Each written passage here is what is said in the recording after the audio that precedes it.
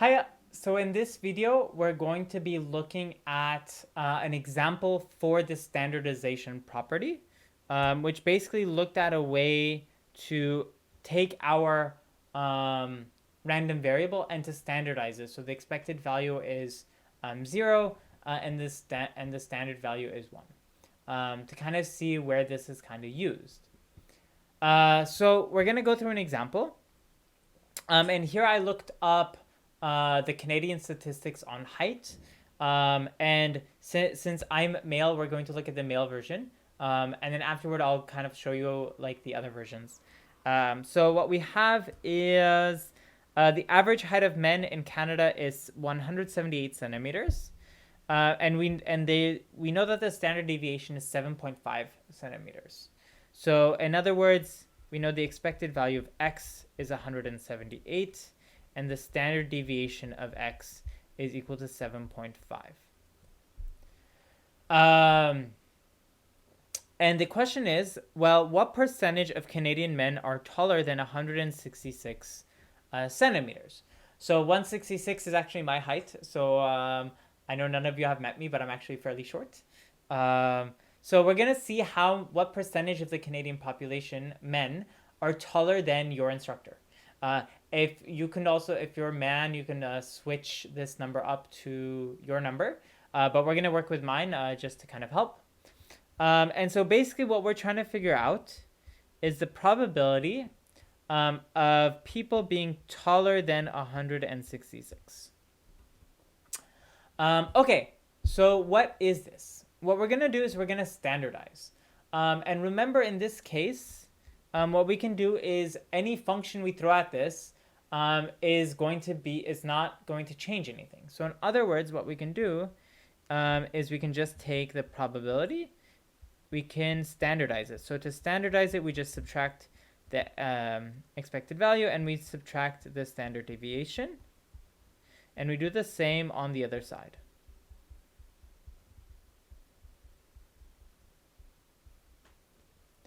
And then here, what we end up getting is P of x star is greater than these numbers, right? So we have 166 minus the expected value was 178 and the standard deviation was 7.5. At this point, this should make you think normal approximation. And so what we're really looking at is when is our value greater than this distribution, right? So what this really is we're looking at,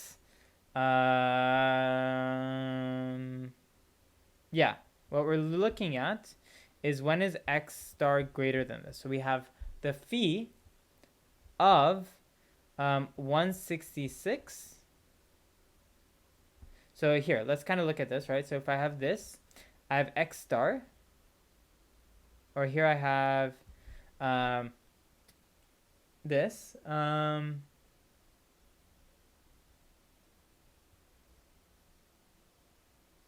Yeah, that's correct.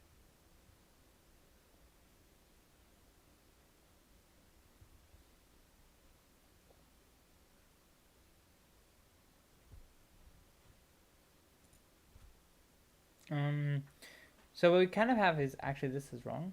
So if our expected value, right, normally is going to be 0 here, and we're trying to calculate this part. So here is our 166 part, and we're trying to kind of basically figure out this whole area. What we end up getting is 166 over 1 minus 178 over 7.5. And this will make a little more sense in a second. This is 1 minus, sorry. 1 minus, right? Because we want to look everything on the right-hand side. And so what we end up getting is 1 minus this thing on the inside. And the thing on the inside should be minus 1.6. Yeah? I think here my 0 is wrong. Anyway, so we have some number here. 178 over 7.5, and we want everything bigger. So we get kind of what we did is we look at the whole thing, 1, right? The area under the curve is 1, and we want to subtract this part. And this part here is phi of 166 minus 178 over, this is, why does it look bad when I write 166 over, like, damn tablet, just work. Anyway, there. It's not picking up exactly. There we go, 7.5. So we end up getting this, and then we would use our z tables to kind of figure this out. So what we end up getting here is 1 minus phi of 1.6. So this is just phi of 1.6, which is equal to 0. Let me bring this up. 0.9. There's not enough room. I'm just going to remove this. Why is it not erasing? There we go. I guess we can do this here. We can just plug in the numbers directly, right? Because we already have the Z table for this. So this, if you just plug in, you end up getting 0.9452. So roughly 94.52% of Canadian men are taller than your instructor.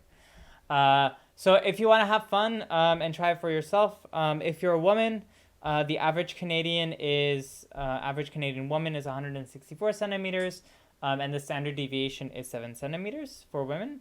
And unfortunately, the government doesn't collect data on non-binary and intersex individuals. And so there's literally no data on this. So I don't know what the statistics are for there.